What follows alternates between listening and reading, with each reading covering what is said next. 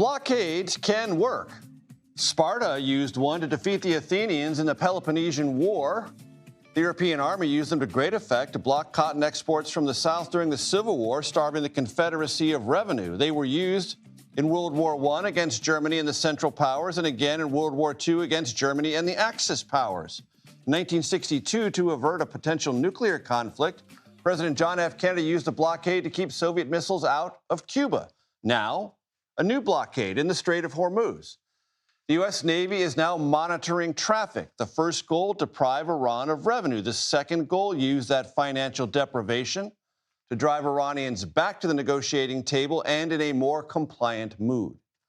The U.S. Navy and American aerial assets have eyes on all Iranian actions or provocations. The president believes this is a new pressure point. Is it?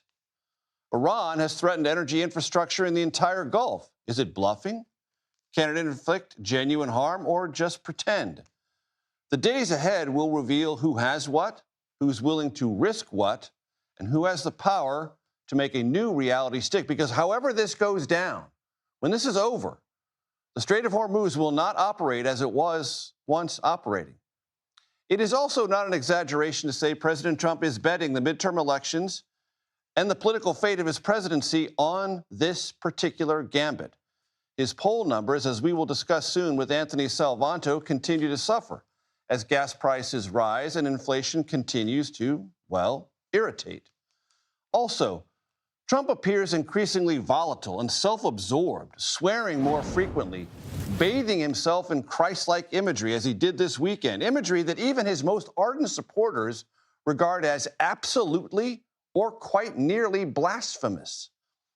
Trump has been reveling in playing the madman role with Iran. Is it one giant troll, a ladder of erratic acts and comments meant to keep his adversaries off balance? Or is it a sign the pressures are getting to him and his options, strategic, military, and diplomatically, are in fact diminishing? The Strait of Hormuz, originally not a part of this whole Iran war at all, may in the end reveal all. For a sense of the president's latest thinking, we turn to Weijia Jiang, who quite helpfully for us asked the president several questions today. Weij? Hey, Major. It's good to be with you and to talk to everybody. So President Trump, you're right, is pretty defiant these days about his decision, not only with regard to starting the Iran war, but also about his latest threat in the Strait of Hormuz.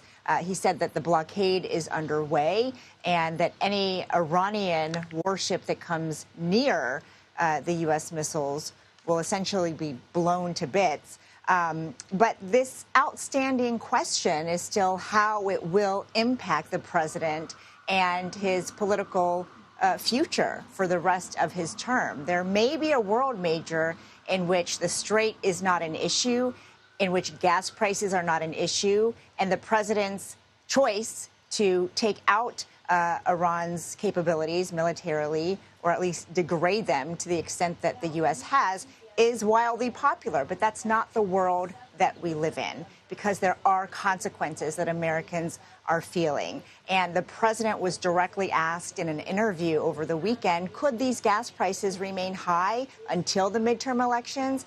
And he said it is a possibility that they go down, that they stay the same, or go up even higher. So it's still a huge question mark, Major, as the president continues to defend his decision here. We'll get to that imagery of the president that many interpret as looking like Jesus in a second. But very quickly, Weij, also the president said today that there are more conversations going on with the Iranians? Well, the president last night tried to downplay the failure to produce an agreement over the weekend. But he also said, I don't care. I don't care if Iran comes back to the table. That's up to them. Then today, he said that the other side has called and they are begging to make a deal. So he says that they are eager to restart talks. And CBS News has confirmed that Pakistan is ramping up efforts to try to do just that with a second meeting. Now, of course, preparations are likely already underway because for the other meeting that just happened in Pakistan, Major, this was very last minute. It was a scramble to make sure there was enough security for the vice president to go there and to meet face-to-face with the Iranians. So the White House likely learned from that experience. The president himself said that security was going to be an issue there. But we don't have a date. The president was asked explicitly today when that might happen, and he didn't want to provide any details. But he sure sounded optimistic and said that, you know, Iran is eager to continue the conversation. Very quickly, Weijia, and I want you to play the sound for the audience. What did the president say about this AI-generated image that drew so much backlash from not only evangelical Christian supporters, but just Christians generally within the MAGA movement?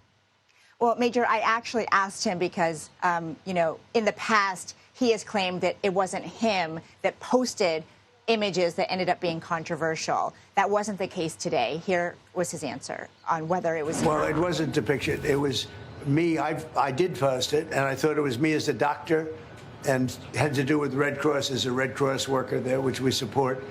And only the fake news could come up with that one. So I just heard about it, and I said, how did they come up with that?